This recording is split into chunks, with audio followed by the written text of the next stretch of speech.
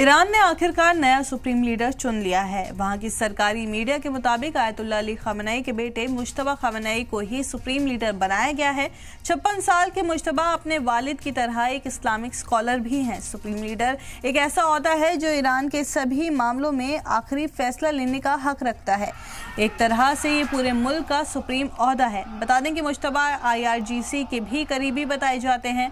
Ayatollah खamenei की मौत के बाद से मुज्तबा का ही नाम इस ओहदे के लिए सबसे आगे चल रहा था।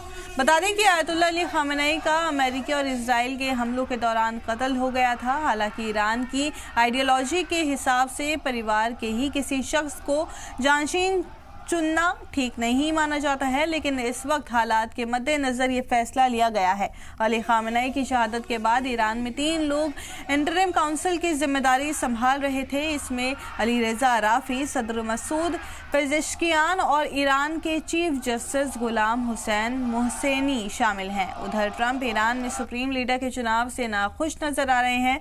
हमेशा की तरह ट्रंप ने हेकड़ी वाले अंदाज में ताज़ा बयान में ट्रंप ने कहा कि ईरान का अगला सुप्रीम लीडर उनकी मंजूरी के बिना ज्यादा दिन नहीं टिकेगा। इस पूरे मामले में ये बात तो साफ है कि ट्रंप को मिर्ची तो लगेंगी ही, क्योंकि वो खamenei के परिवार के पहले से ही खिलाफ थे।